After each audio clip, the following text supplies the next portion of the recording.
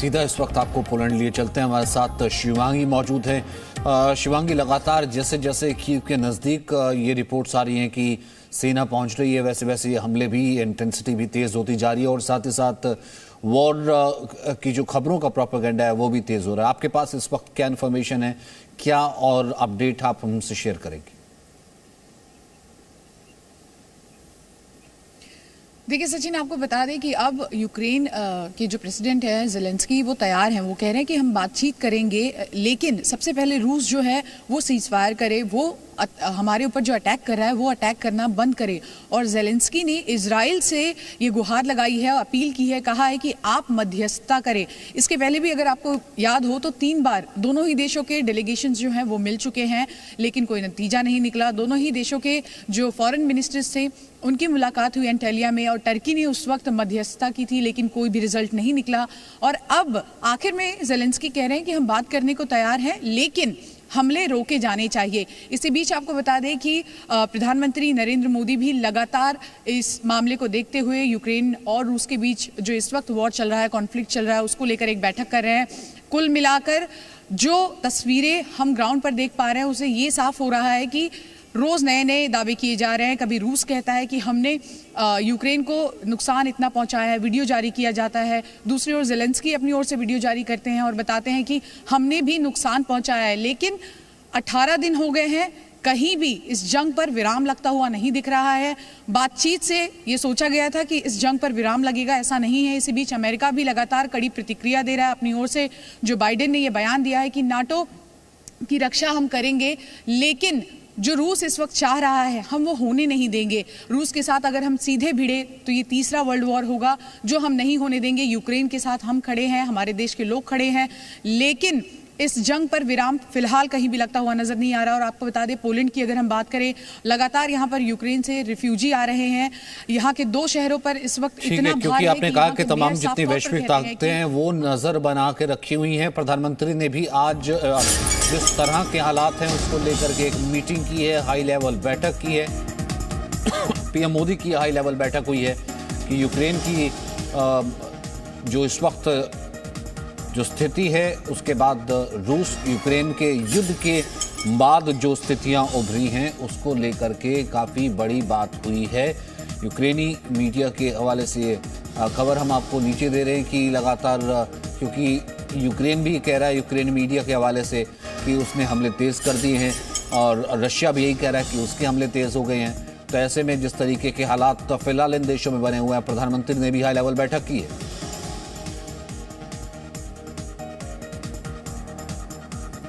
जी शिवांगी, अपनी बात पूरी कीजिए। आप पहले कह रही थी कि तमाम जितने, चाहे वो नेटो मुल्क हों, चाहे जो बाइडेन हो, तमाम नेशंस ने जो है वो इसके पूरी नज़र रखी हुई है इस वक्त जो सिचुएशन है।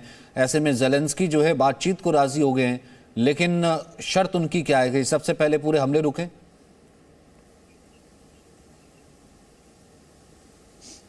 देखिए, साफ तौर पर उन्होंने कहा है कि उनकी पहली शर्त यही है कि हम एक जगह आकर आमने सामने बैठकर बात करने को तैयार हैं। लगातार दोनों देशों के जो प्रतिनिधि मंडल है वो मिल रहे थे, विदेश मंत्री मिले हैं, लेकिन कुछ भी पॉजिटिव रिजल्ट नहीं आया है। और यही कारण है कि ज़ेलेंस्की को भी अब ये लग रहा है कि अब सामने बैठकर ही पुतिन से बात हो सकती है। लेकिन सबसे बड़ी और पहली शर्त कि आप सीज़फायर करें, आप हमारे देश पर जो हमले कर रहे हैं उसको रोके, आप हमारे लोगों को जो नुकसान पहुंचा रहे हैं उसको रोके।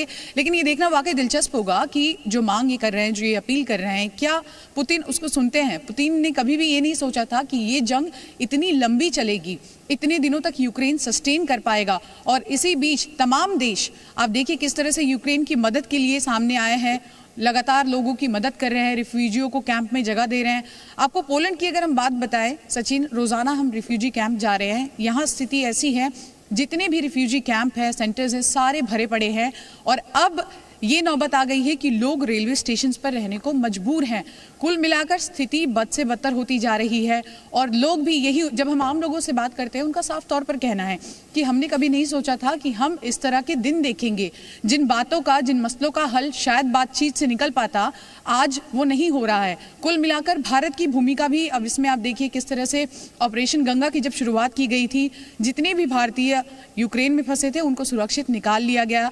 और अब लगातार ये कोशिश कोशिश की जा रही है। जो यूक्रेन के नागरिक हैं वो भी पलायन कर रहे हैं, रोजाना हजारों की तादाद में आप किसी भी रेलवे स्टेशन चले जाइए, लोग यहाँ पहुंच रहे हैं। लेकिन एक ही अपील, एक ही उम्मीद लोग तो कि जल्द से जल्द ये सब कुछ युद्ध हमें को और ये कोई देखना चाहता वाकई था नहीं, दिलचस्प युद्ध क्या होगा। सिर्फ उनके इजराइल ऊपर से जिस थोप तरह दिया से गया है। वहीं यूक्रेन के दोनेस्क में 3 बड़े धमाकों की खबर है। ये धमाके दोनेस्क के क्रामाटोर्स्क शहर में हुए हैं। जानकारों के मुताबिक आज सुबह यूक्रेनी सेना की ओर से ये गोलीबारी की गई है।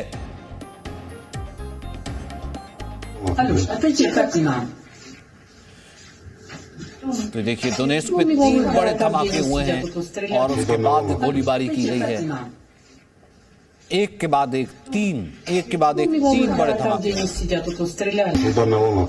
दोनेस्क में 3 बड़े धमाके हुए हैं और उसके बाद काफी गोलीबारी की गई है।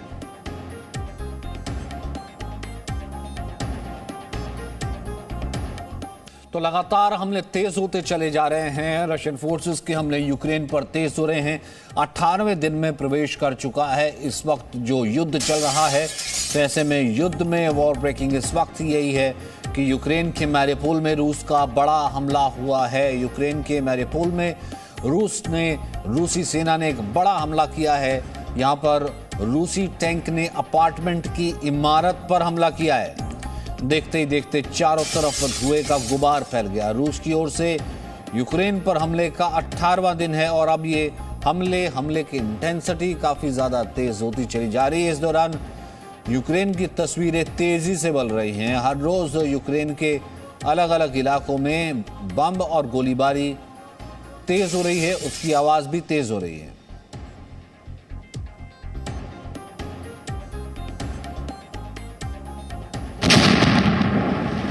तबाही का मंजर अब भी लगातार जारी है। मैरियोपोल में ये धमाका किया गया और मैरियोपोल के इस धमाके में साफ नजर आ रहा है कि किस तरीके से वो इमारत धू-धू करके जलने लगी। पूरा इमारत का एक बहुत बड़ा हिस्सा मलबे में तब्दील हो गया और काफी ज्यादा दूर दूर तक धुएं की लपटें देखी गई।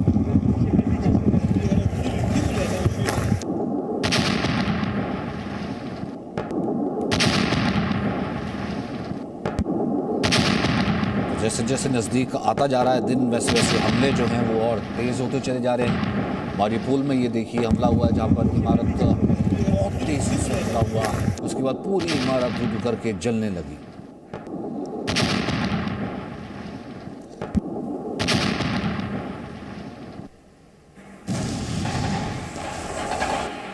पूरी की पूरी इमारत धू-धू करके जलने लगी है जिस तरीके का हमला हुआ। वहीं देखिए कीव में रूस का हमला बढ़ गया है। दोनेस्क पे 3 बड़े धमाके सुने गए हैं। मैरियोपोल में बिल्डिंग पर अटैक किया गया है। इवानो में हवाई हमले का अलर्ट जारी किया गया है। रूसी टैंक का यूक्रेन पर हमला किया गया है, जवाबी हमला। यूक्रेनी सैनिक नम आंखों से उन्हें अब विदाई दी जा रही है, वो सैनिक जो कि अपने देश की रक्षा के लिए शहीद हो।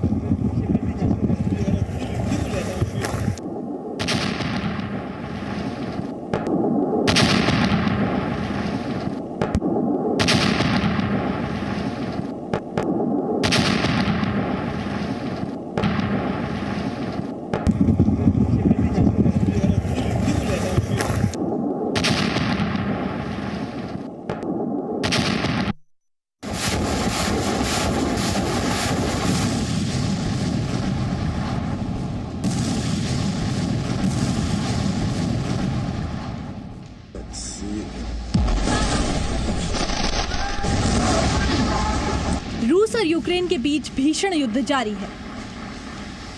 यूक्रेन पर रूसी सेना लगातार हमले कर रही है, जिसके बाद यूक्रेन के कई शहरों में तबाही मची है। यूक्रेन पर रूस के हमले का ताजा वीडियो सामने आया है। यूक्रेन के मैरियोपोल में रूस का बड़ा हमला हुआ। एक रूसी टैंक ने अपार्टमेंट की इमारत पर हमला किया और देखते ही देखते हमले के बाद चारों तरफ धुएं का गुबार फैल गया।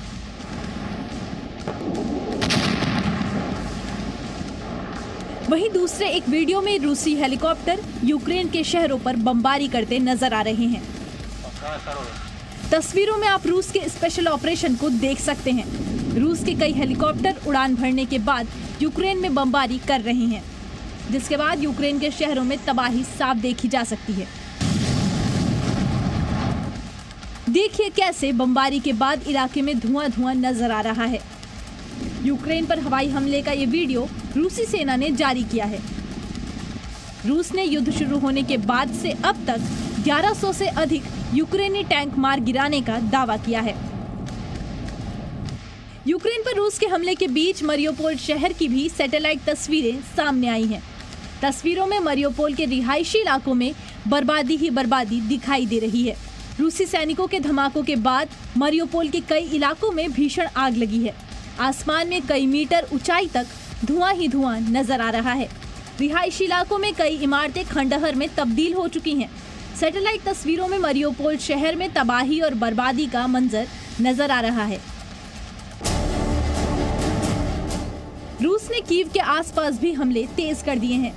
रूस ने एक गोला बारूद डिपो को निशाना बनाया। कीव में केवल तेज धमाकों की आवाजें आ रही हैं। रूस कीव के बाहरी इलाकों पर लगातार मिसाइल दाग रहा है। कीव के बाहर के इलाकों में भारी लड़ाई चल रही है, जिसमें बुका, इरपिन और हेस्टोमेल शामिल हैं। यूक्रेन की राजधानी कीव की इन तस्वीरों को देखिए। रूस की भारी गोलाबारी के बीच इस 4 मंजिला इमारत में आग लग गई। दमकल की गाड़ियों ने काफी मशक्कत के बाद आग पर काबू पाया। तस्वीरों में आप देख सकते हैं कि हमले में इमारत का ऊपरी हिस्सा पूरी तरह से बर्बाद हो गया है। वहीं सड़क पर चारों तरफ इमारत का मलबा फैला है। अब यूक्रेन की राजधानी कीव में तबाही की इन तस्वीरों को देखिए। तबाही का ये मंजर कीव के बाहरी इलाके विशिव गांव का है। रूस की एयर स्ट्राइक के बाद पूरा का पूरा इलाका जमींदोज हो गया। जिधर देखो उधर तबाही ही तबाही नजर आ रही है। लोगों के आशियाने, वाहन, सब कुछ तबाह हो गया। यूक्रेन के शहर इरपिन के हालात भी अलग नहीं है। रूसी सैनिकों की एयर स्ट्राइक के बाद यहाँ भी तबाही मची है। रूसी हवाई हमलों से कई इमारतों में आग लगी है और आसमान में काले धुएं की ऊंची ऊंची लपटें फैल रही हैं। शहर के कई पुल ध्वस्त हो गए हैं। हवाई हमलों के बीच दहशत में लोग अस्थायी पुलों के जरिए पलायन कर रहे हैं। रूस यूक्रेन युद्ध के 18वें दिन भी रूस यूक्रेन पर कब्जे के लिए लगातार हमलावर है। वहीं यूक्रेन भी अपना अस्तित्व बचाने की लड़ाई लड़ रहा है। हर रोज सैकड़ों सैनिकों की जान जा रही है। सड़कों पर लोग अपने सैनिक हीरोज को श्रद्धांजलि देते नजर आ रहे हैं। Bureau report, ji media. Presenting B News app, available on Google Play and App Store. Download it now.